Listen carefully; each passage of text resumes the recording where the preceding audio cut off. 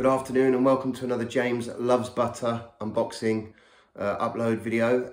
It's really good to have you. Welcome if you're new, if you're a returning viewer, it's good to have you back. I really appreciate it. Again, please like and subscribe and comment if you want. It really helps me develop and put out more content, I guess. What's something that started or is a hobby. And you know, during lockdown, everybody looking at YouTube videos and reaction videos and stuff, it's just something I thought, well, I like buying things, I like different things. It'd be good to share some of that stuff with like-minded people, I guess. So I'm going to try and keep it as brief and clear and concise as possible. And yeah, I'm not a professional. I'd just like to say also, I do these uploads in one take. It's not rehearsed, it's not practiced. I just throw myself into it. Balls deep, so to speak. Anyway, so today what I'm bringing to you is it's a watch that came out. It's an Omega Seamaster 300 that first came out in about 94, 95, and it was a collaboration with the James Bond Goldeneye film. Pierce Brosnan collaborated with Omega. You know, obviously James Bond has got a history of collaborating with luxury brands, whether it be Aston Martin, Rolex and Omega, obviously, as we now know, and going up to the present day, or just, you know, finished with Daniel Craig. There was a release, was it called No Time to Die? Something like that. At the end of my last video, I said to you, you know, I've been doing clothing and stuff, but obviously some of you may watch this and see that I have got bits of jewellery, and I just thought, interestingly, there's always a reason behind each bit of jewellery that I've got or what watch I've got, and I think for me it's more about the backstory and what connects me to that item and how that came about, and I want to try and keep it brief. So, I guess in a nutshell, to try and give you a bit of backstory to this, is that I was very close with my grandmother. You know, I'm an only son, I was an only grandchild, and we were really very close. And I lived with her for parts many years ago. And over the years, she gave me a lot of things and gave me sort of heirlooms and bits of jewellery and stuff. And I found myself in a bad place some years ago, and I ended up selling all that stuff to fund something. And you know, it leaves quite a sense of guilt and loss within that. My grandma got to see me sort myself out, although she did have Alzheimer's. We had a moment before she passed away, which was lovely. However, when she did pass away, I came into a little bit of money, and rather than frittering it away, and this was back in 2015, or maybe it was 2014. No, was it? No, it was 2015, sorry. And instead of frittering the money away, I thought I want to buy something that represents the relationship between me and my grandmother, and trying to sort of rectify or replace some of the things that I'd sold over the years. So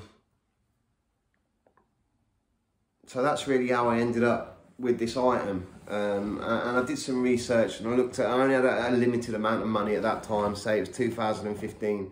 And I was looking around the local, I now currently live in Birmingham, and although not originally from Birmingham, and now I'm in Birmingham, and I was looking around the local sort of, there's some good jewellery shops, there's a jewellery quarter, and there's some nice sort of, you know, the antique second-hand type of watch shops and jewellery stores, and I was find myself looking and trying to find something. So that's the backstory. I'm trying to keep it brief, but we're here. So I bought this in 2015 for second-hand for £900. Now second-hand, they've increased to, the watch market is shot up. They're about £2,300 second-hand. You can't buy these new anymore because they're from 95. This was new, but it was sold originally first time in 01.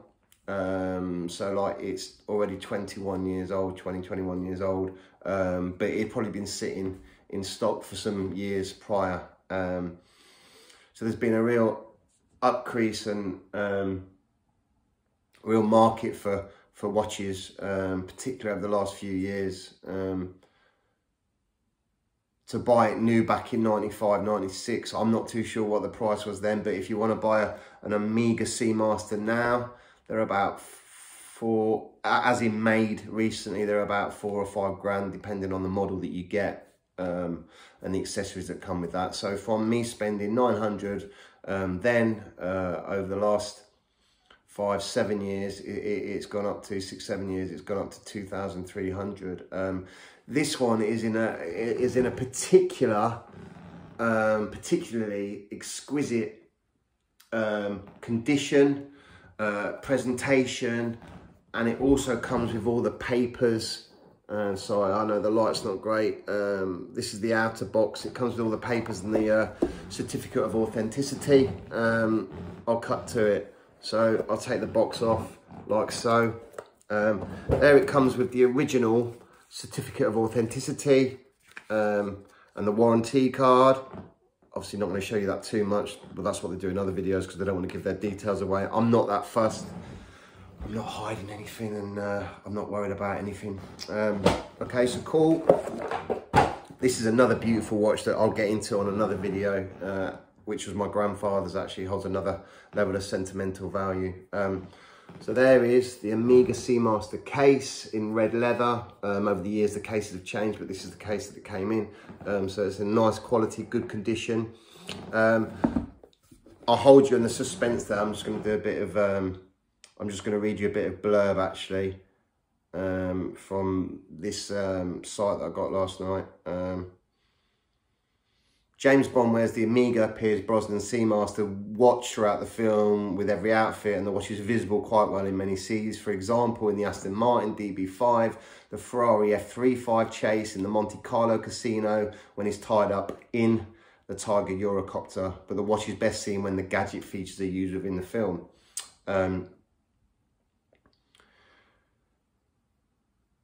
The Seamaster 300 continues the Bond tradition of gadget watches that were provided by the Q branch and that have special features that assist Bond in that field. It goes on to talk about some other stuff. The regular Omega Seamaster 300 meters Quartz Professional 2541. This is a serial code 0.080.00, is a true diver's watch, but doesn't have any of the Q branch gadgets, obviously. A hidden feature is the low battery indicator. The seconds hand will skip every 4 seconds, indicating the battery needs to be replaced very soon. The watch has a very nice and comfortable bracelet, which features a diver's extension, so it fits over a diver's suit.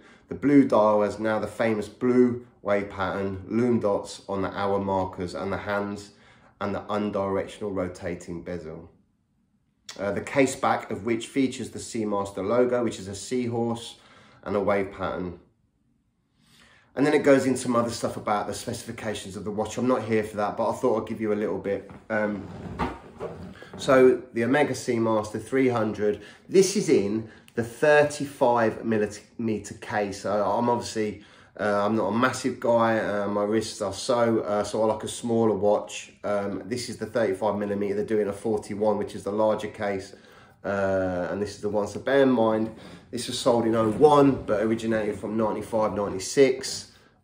This is the Omega Seamaster, Omega case, and there is the watch presented to you like so. I don't know how well you can see that, you know, I'm doing my best within this to try and give you something, but this watch, the bezel, the face, the crystal is in immaculate condition. It really is. And obviously as you pull it out of the case, it's put on a watch pad. I will take it off and give you a bit of a close-up view. So there you can see the Omega Seamaster 300. I don't know how clear that is, apologies. I will try and get some better equipment at some point in the future.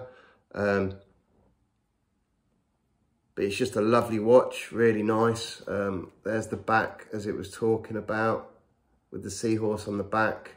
The bracelet's in very good condition. I've had it cleaned.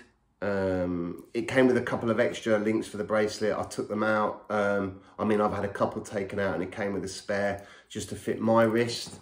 Again, I wear this watch quite often, probably 4 times a week, and I have done. I've had this for, you know, quite a few years now. I was quite interested to see how much it had gone up recently from, you know, the 900 that I paid up to 2-3. Nothing that I'm looking to sell, but it's quite nice to see these things go up, and it's nice to be able to look after things and, you know, reflect back on, you know, the meaning behind it. And, you know, so this for me is really very sentimental because, you know, it's associated with my grandmother, and it's something that I've been able to hold on to. I'll put it on for you.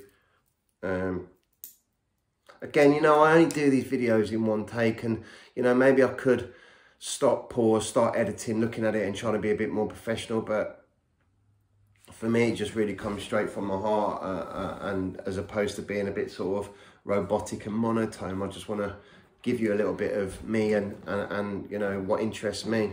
So there's the watch.